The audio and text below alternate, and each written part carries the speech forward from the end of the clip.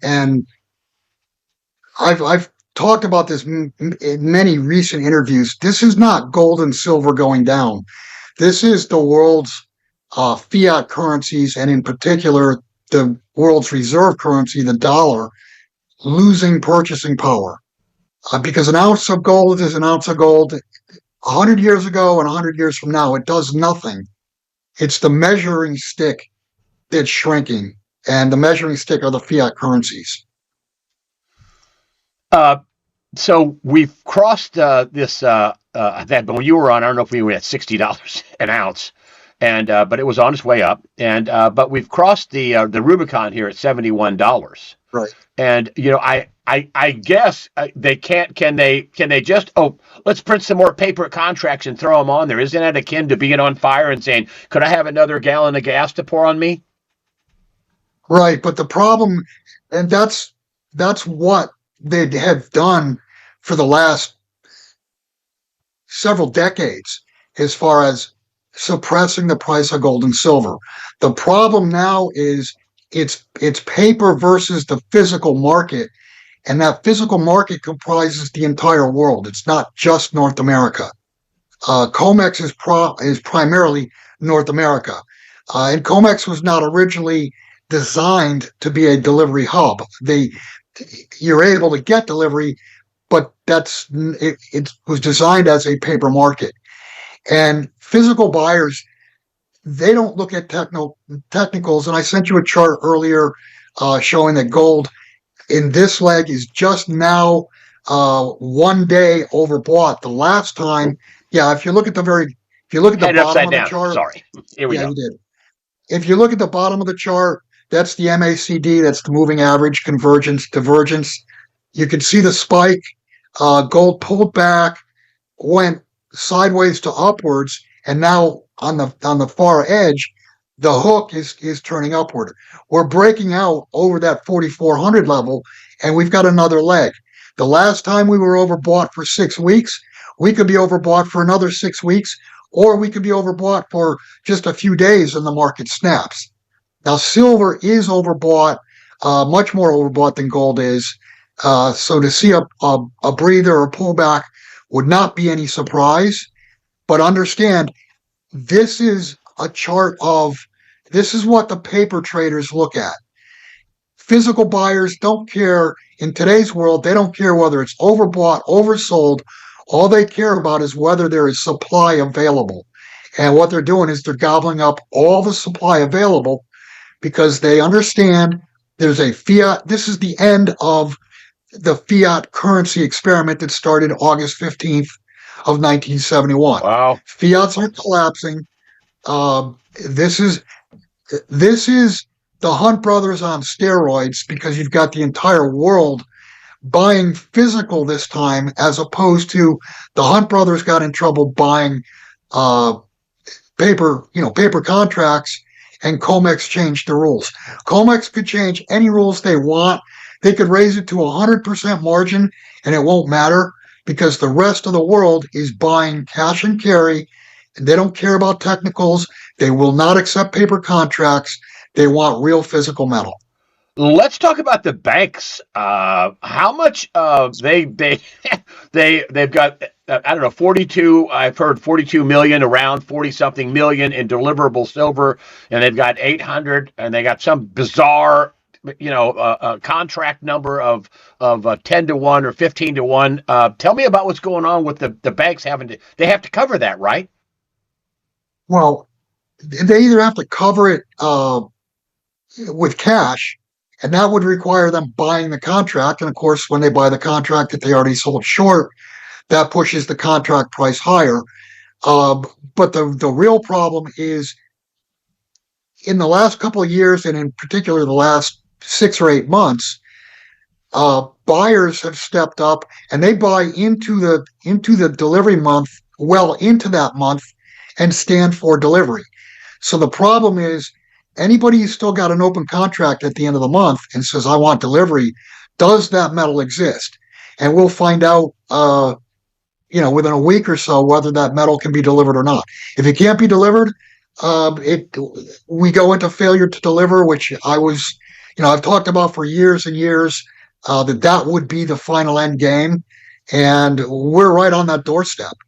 Now, one other thing is, Wait, hold on. Before as stop. I'm going to break in here real quick before we go on to do one other thing, because sure, this is a big deal. So let's say they go, oh, and I think they are. We sold something we didn't have. We didn't. right. That's like me going out. Listen, it's like me going and counterfeiting 1,000,000 shares of Amazon and getting my broker or my brokerage house to sell them into the market, fake shares to drive the price down. They would handcuff me by the end of the day. Oh, not in the Go futures directly to market. cash. No. Oh, no, you can sell all the stuff you don't own all day, every day. They've done it for 5 decades. Heard Eric Sprott talking about this. They've completely kiboshed the market. They've distorted it to unbelievable. So let's say that they can't deliver. This is the failure to deliver. Let's say they can't deliver, and I think they can't deliver, but let's say they can't. What do you say? What's going to unfold when they say, oops, we can't deliver? Well, you're saying if they can't deliver, and I'm going to tell you at some point they will not be able to deliver. And when that moment happens, it's game over for the entire financial system because silver, and I believe it will be silver that fails to deliver, silver is the blasting cap to the gold nuclear bomb, if you want to call it that. When silver fails to deliver, then immediately there will be a pile into COMEX gold, and they won't be able to deliver the gold. Once that happens, now you've got failures of contracts. You have contracts that are proven as fraudulent, proven as zeroed out, and cannot perform. When that happens, then it spreads to, who knows, cattle, pork bellies, grains, you name it, not to mention the financialization process, the financials, stocks, bonds, etc. Once you prove fraud in silver, that's going to spread to all the derivatives, and we will have a derivative meltdown. What's happening now? You were talking about the banks. The banks are being squeezed right now because they're getting a margin call every time gold and silver go up. Price goes higher day after day, and we've seen that for what 2 or 3 weeks. As the price goes higher every day, they get a margin call at the end of the day. Now, can they be helped out by the Federal Reserve? Can they be helped out by other cohorts, whatever, and put the cash up on the counter? Yeah, of course they can, and I would expect that they will. But what they cannot do is they cannot print gold, nor can they print silver. And the world wants gold and silver because they're the only two monies on the planet that cannot default. Okay, so hold that thought. And now we have to talk about that. So we have a financial battle brewing, and then we have a battle that is brewing for your health. And the flu season, when the CDC comes out and says the flu shots are moderately effective, you know what that means to me? That means it doesn't work. And they never have worked and never been good about working. This is why you want to have a wellness company contagion kit that has things in there like ivermectin, hydroxychloroquine, generic Tamiflu, a generic Z-Pack. It also has a nebulizer that you can put budesonide in. You start getting sick, and the first thing you want to do is you want to be able to treat your lungs. And this with this nebulizer with budesonide in it. I got that water in it, but you can start treating yourself effectively and immediately, and that's the beauty of these wellness company emergency kits. Dr. Elizabeth Eads, I check with her on everything I sell. There's a lot of things I don't sell for other reasons, but she said, "Oh, I love these. I love the blue one too, but I bought them both for my family members, and I sent them out to them." And she does not work for the wellness company. She said, I just like them. And she's Dr. Elizabeth Eads, who saved a lot of people from taking these awful shots. But it's the wellness company, the Contagion Emergency Kit. Don't take a flu shot, in my humble opinion. Have the emergency kit with a nebulizer and the generic Tamiflu, ivermectin, HCQ, and a generic Z-Pack. There you have it. Let's come back to Bill. So, are the banks going to fail? I mean, could this cause a daisy chain? Because the amount of derivatives is a couple $100 trillion just for the biggest banks. I mean, it's cartoon world, right? Can the banks Yeah, it's fail? one. Yeah, it's one giant financial orgy. You're looking at over $2 quadrillion worth of derivatives outstanding, and all you need, just like a chain, all you need is one link in that chain to break, and the chain separates. And once there's a break in the chain, then like we saw back in 2008, 2009, then you have uh, institutions worried about and looking at their counterparty risk, because these contracts are a zero sum game. There's a winner and there's a loser. And if the loser loses so big that they go belly up, then the winner becomes a loser because they can't get paid. And that's the problem, is the threat of counterparty risk. And you see banks not wanting to do business with each other because they're afraid of, even on an overnight basis, they're afraid of waking up in the morning and finding out that their counterparty's insolvent, which means they become a loser. This happened with AIG and Goldman Exactly. Sachs. Goldman was we'll offload our risk to the biggest insurance company in the world. AIG won't go under. And what did it need? $80 billion in bailouts so Goldman wouldn't go under. This is what you're talking about, right? Right. And Lehman Brothers was the obvious example. That was the biggest one. Man, this is the beginning. This is so bizarre. They're not talking about it on CNBC. They're not talking about it on Fox Business. They're not talking about it. And there's no stories on about it. Nobody's talking about, wow, this is record high gold and silver prices day after day, right into the end of the year. I guess there's nothing wrong with that, right? Well, the reality is they don't want to throw more chum in the water. I mean, there's blood in the water already. You can see that. That's why worldwide gold and silver are being gobbled up from an institutional and from a central bank standpoint. So, the financial publications, CNBC, et cetera, they don't want to add fuel to this fire.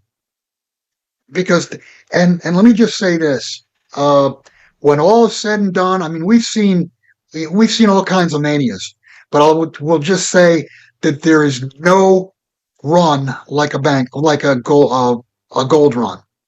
I mean, if you think a bank run trying to get out of a bank is crazy, when this actually hits and there is a failure to deliver, gold and silver will be wiped off the shelves, and there will be none to be bought. There will be none to be delivered for a spell. Because it's a run for collateral. That's because the bonds are no good. The currency's exactly. It's a run for collateral.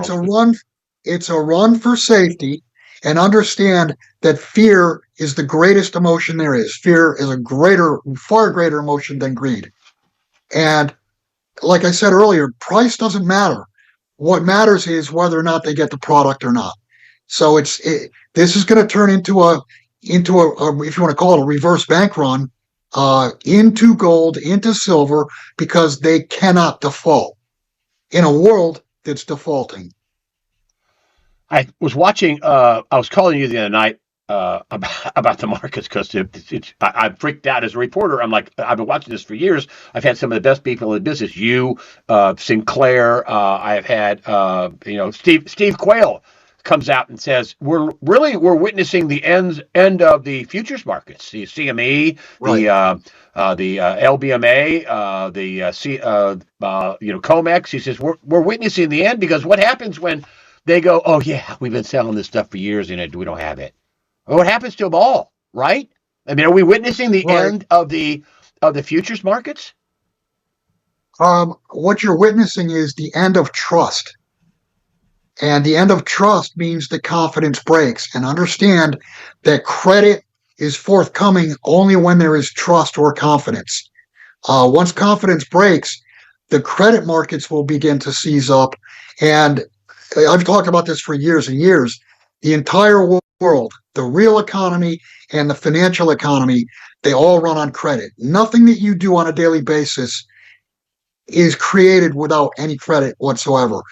Everything that you do, everything that you touch, everything that you see has had a use or many uses of credit to create that. And when credit begins to seize up, it's game over. I mean, you will see all markets, you'll see markets, institutions, etc. shudder.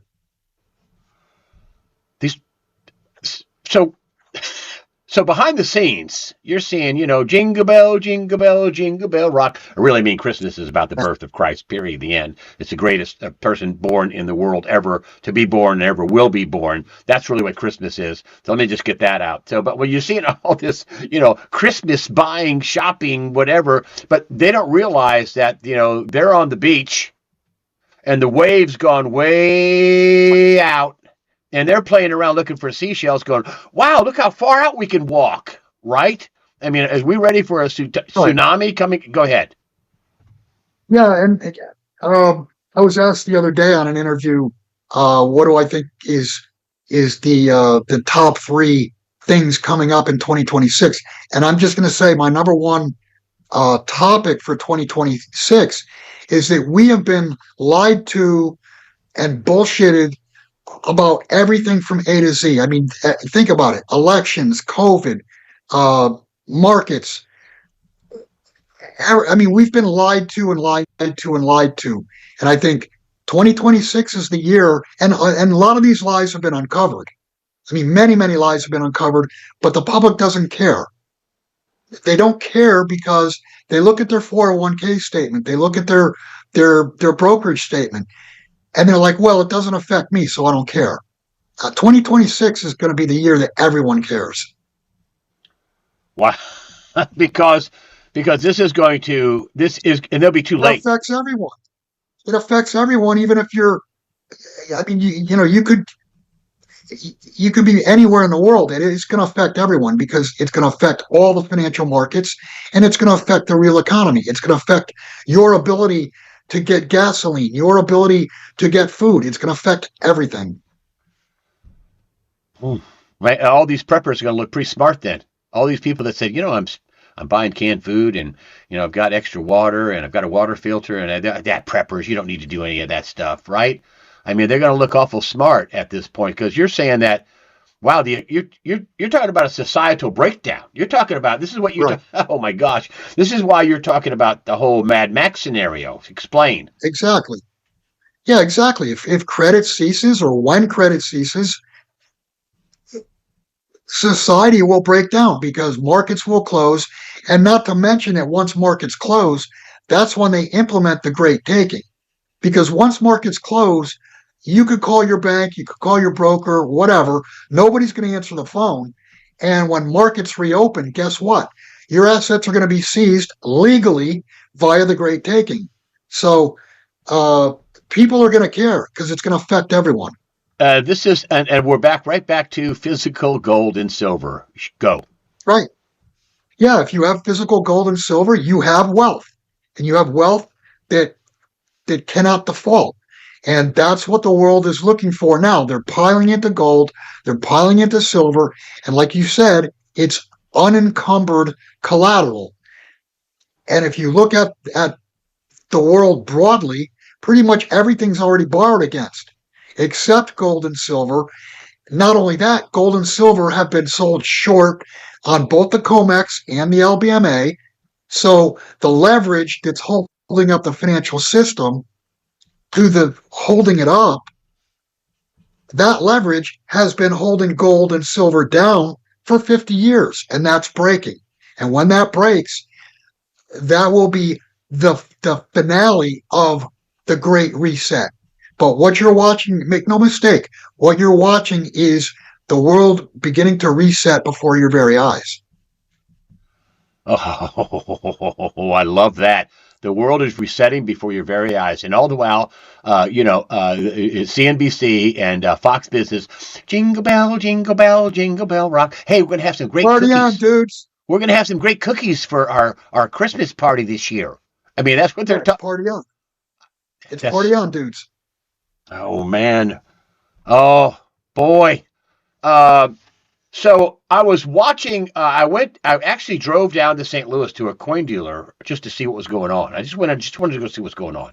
Wasn't very far away. Went down there. It said Scotsman Coin, and they were lined up out the door. There was a guy inside going, "Please get away from the door. Please come inside all the way in. Please come inside. Go. Please get in line over here."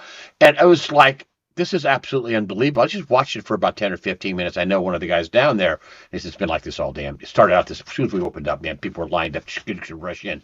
Some people were selling. Some people were buying. Should you be a buyer or should you be a seller? Well, I mean, if you're in a lifeboat, would you sell your lifeboat for anything? No. I mean, the whole point to have gold and silver is so that your wealth does not evaporate. Don't Gold sell and your. silver are your financial lifeboats. They always have been, but they haven't been seen as that because, like I said, for years and years, the prices were suppressed so that they could point at the gold price and see gold bad, dollar good. Well, the world has figured it out, and the world wants out of dollars. The world, and when I say the world, I'm talking about the BRICS. What is that, 140 some odd countries now? It's well more than half the nations, well more than half the nations in the world want free and fair trade settlement, and they want to do business in a currency that has something real behind it, not the full faith and credit of a insolvent or bankrupt entity. And not only that, we've talked about this before, the gold rally really started in October of 2022, which was when, 2023, when the Biden administration sequestered the 300 billion of treasuries that Russia was holding. It's outright theft, and the world looks at that and they say, hey, if they can do it to Russia, they sure can do it to us. So the way around that is sell treasuries and buy gold. You hold the gold, and you have unencumbered collateral that can't be taken away from you in your possession. Ooh, boy, man, that is chilling. I had Ed Dowd on, and he said I was talking about gold in Fort Knox, and he says I'm thinking there's more gold there than what they want to tell you. I said, why did they want to audit it? Because they didn't want to come up and say, well, Libya, that gold, and the gold in Iraq, and he says he thinks there's more gold than they. And Jim Rickard said the same thing, and also I have another friend of mine that knows somebody at Fort Knox says he's behind the scenes knows somebody at actually who works at Fort Knox. Do you think the gold is at Fort Knox, and wouldn't it be more advantageous for the United States if we did have 8,300 tons or more? Wouldn't it be advantageous to raise it to 50,000 an ounce? I mean that sounds crazy, right. But you go ahead. No, of course. I mean, if there's more gold than we say we have or had, of course they would want to revalue it. It would solve. They'd have to revalue to a pretty big number. I mean, an absolutely huge number. The number's over $135,000 an ounce based on what we say we have just to cancel out our debt. The way I saw it over the years is that gold from central banks all over the world had been leased out and sold. Now, the question is how much of that gold has come back? How much of that gold was returned? Was it a physical return, or was it a return of a fiat currency in place of the gold? I don't think the gold that we say we had is actually there, because that would not explain why was there not an audit since 1956. We know that gold was bleeding out of the vaults during the 50s and throughout the 60s until Nixon closed the window in 1971. Did it continue bleeding out? Yes. There was more and more leasing throughout the 80s and early 90s. So, in my opinion, there's less gold, and I believe far less gold than what is claimed. Any way you look at it, the gold. I mean, there was a time when Bitcoin was like a dollar or $2 or $10, right? $10. I say people say, "Hey, can I send you a Bitcoin for $10?" I don't want that crap, right? And so, but people don't realize that what's Bitcoin is down to 85, 6, 7, 88,000, something like that. Right. Bitcoin is, and people don't realize that this could go exponential. Silver can go exponential. Gold can go exponential because nobody's been thumping Bitcoin down, like they did with gold and silver. If they would, it'd be big $10, it'd be $20 a unit. But anyway, so this Greg, the price is going higher. Go ahead. Let me just say this. When they first came out with ETFs back in 2003, 4, 5, right? I viewed that and talked about it and wrote about it.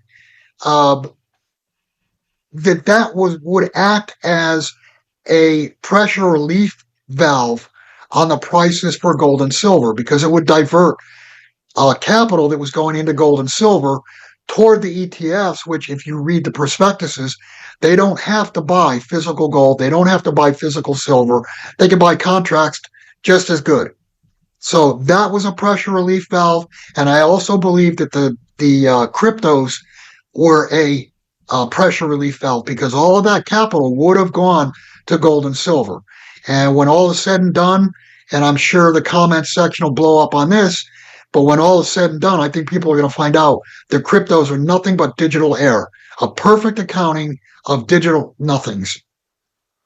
And this all added to the suppression of gold and silver. I mean, what a giant edifice to COMEX, deception, the COMEX, the ETFs, the giant deception of suppression, right? I mean, you can't get your hands around how big the deception is. And all of a sudden, the ETFs. People were buying fake paper gold. You could have stuff you didn't own. Go ahead. Right. And let's go back to August 15th, 1971, when Nixon closed the gold window. If you look back throughout history, you'll understand that if money is fake or if money's been, the coin's been clipped or whatever, that's when society begins to cheat. That's when everything starts to become a lie. Now we're 50 some odd years out from 1971, and the lies have gotten bigger and bigger and bigger. And they've got to add more lies to cover up past lies. And what people are going to find out when fiats collapse is that life has been a lie. Wow. Well, there's so many good titles in this one. You've given me so many good. I'm not kidding, man. You've given me so many good titles. I mean, people have. I mean, I'm telling you, people have no idea what's coming. I mean, this. If you're watching this interview, if somebody's watching this interview and they have not failed to do anything, because there is some time left. I mean, gold's at 71. Right. They were talking. Peter Schiff was talking that silver's going to be, silver was at 71. Peter Schiff was talking that gold's going to hit $100 before you know it. I was listening to Eric Sprott, who's a famed investor. He has one of the only funds that actually has physical silver in his fund. They don't issue shares unless we have this many silver. Okay, they actually have the physical silver, Eric Sprott, which is, how unbelievably honest. And he was saying... He was talking to Craig Hemke, another smart guy. He was talking to Craig Hemke, and he says that silver is going to hit 150 before you know it. He says what they've done to the market, the supply demand, all this naked short selling and all the stuff they did, they crushing the mine production and making sure that the price was cheap and the blowout. I mean, the 100 to at one point it was 100 to 1 ratio, and now it's like 70 to 1. Well, as gold goes up, silver's going to chase it, and that ratio at some point is going to close to around 10. That's astronomical. You're talking about something. Go ahead. The ratio has already begun to close. Just a 3 months ago, we were 90 to 1. Now we're 63 to 1, and we had gotten up as high as 120 to 1. So that ratio absolutely is closing. And I would say with the comment, silver's going to be 150 before you know it. It doesn't matter what the price is. It matters not. What matters is you can still buy it. You can still get physical metal, because once this Once this breakdown occurs, you will not be able to buy gold or silver with fiat currency. Nobody's going to give you real money for fake money. So the time to act is now, and it doesn't matter what you pay for it. It matters how many ounces you own. And the reason it matters how many ounces, because that's how you're going to count your wealth in the future, not in dollars, not in euros, not in yen, pounds, what have you. It's going to be how many ounces do you have? You're talking about some people that may just lose. That this just may just turn into Everything. Weimar. Right, everything. A lot of people are going to lose everything. I mean, there's this. I don't know if you've seen this guy, the Asian AI guy. The Asian AI guy. Yeah. That's what I call him, the Asian AI guy. And I'm not trying to be Greg, racist. he's pretty good. Pretty but good. In the last 3 or 4 days, though, he has said 3 or 4 things that are not true. So I view it as the 90-10 rule, where 90% of it is true and 10% is bullshit. You got to be careful about that 10%. But the 90% that's true is that prices of gold and silver are going way higher. They have to. Right. And Greg, before we finish, I want to say this, that a lot of what I've talked about today, it's no longer my opinion. If we were having this conversation 8-10 years ago, you could say, well, Bill, that's your opinion. At this point, it's no longer my opinion. It's not been my opinion for, call it 3-4 years. This is strictly math. There's more debt outstanding than there is money to pay that debt and pay the debt service. The only way that they can pay back the debt is by massively devaluing the currencies. That's math. That's not my opinion. What would you? I'm going to get. I have Martin Armstrong on. Martin Armstrong is so weird. I think he has. He hasn't exactly said this to me, but I think he can call Vladimir Putin on the phone. Okay, and this is where we are with him. This is a guy that's in demand all over the world, and he was telling me that I don't know if I should say this or not, but I can say this. He's telling me he has got clients with trillions of dollars, individual clients. This is Martin Armstrong. Okay, this is no kook. This is governments bring him in to consult. The Trump administration just brought him in to consult on a peace deal between Russia and Ukraine. I'm just setting this up. Martin Armstrong, I love him. He's smart. He's brilliant. But yet he comes out and says, and this is not it's something very primal, and that is, I've got 2 years worth of food.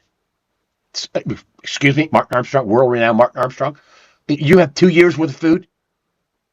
These are smart people that have physical food in their stored. Tell me what people should be doing right now. If you've done nothing, or if you've not done enough, what should you be doing now? Well, what you need to do is prepare to go for a spell. Is it 2 weeks, 2 months, 6 months? If it's more than 6 months, I mean, it's going to be hell on earth. But prepare to go on your own. In other words, you dial 911, nobody's going to answer. Stores aren't going to be open. You're not going to be able to operate like you operate now. You need to be as self-reliant as you possibly can in every facet of your life, because nobody else is going to take care of you. You have to take care of you, and you have to take care of your family and those close to you, because no one else is going to do that for you. You would be a buyer of food and water. I mean, so I'd be a buyer of anything real that you think you might need over the next 2 or 3 years. And Greg, that includes, I mean, I have 2 water wells on my property. I've got enough parts to repair both water wells. You need supplies to be able to continue with life, quasi life, the way you lived it. I got a friend of mine that says, I got a plumbing. You're not going to get parts. I've got plumbing parts. Yeah, you're not going to get parts. I'm like, really? Maybe I should go out and buy some parts. And so I got toilet flappers. I've got parts. I can rebuild the toilets. Right. He said, I got valves. I got all kinds of stuff. I said, really? He's a pretty handy guy. But you would be buying, first and foremost right now, you would be looking at getting some canned food, getting some food. I mean, a lot of people have done nothing. They're watching this as entertainment. But go ahead. A way to clean water. How about a way to clean water? I mean, you can't live without water. your MREs are no good if you don't have water, and the water's got to be clean. So I mean, it starts with water, moves to food. Then you're talking about power, electricity, whether it be diesel, gasoline, propane. You need energy sources, solar. Uh, I mean, solar's not going to work in the northern areas, but in the southern areas, solar works. But just go right down the list of the things that you need and use on a daily basis and make sure that those will be available to you. And the only way to do that is stockpile. We are headed for a Mad Max scenario. Are we or are we not? It's going to be a shitstorm. Bill Holter, BillHolter.com. You have his website on there. You're also a metals broker for Miles Franklin. Oh, and before I close, you have metal to sell right now at Miles Franklin. They're a big, honest firm, Miles Franklin. You have metals right now. Yeah, metal is available. I mean, I'm surprised because it's so tight from an institutional standpoint, big trades. But yeah, the little guy, there is metal available today. But go back to, what was it, 2023 in the spring. We went 2 or 3 days during the week. Then we had the 2 or 3 banks get into trouble on Wednesday and Thursday. By the following Monday morning, we were taking orders on metal that we were going to receive 6 weeks later. So I mean, that's how quickly the shelves can empty. Boy, that oh my gosh, this is experience talking, folks. This is somebody that sells metal for a living, a metals broker for a good company, Miles Franklin. Bill Holter, thanks for joining us today and shining a bright light on the crap storm that is coming. Bill Holter, thanks for joining us today on USA Watchdog. Thank you, Greg. Wow, Bill Holter, an eye-opener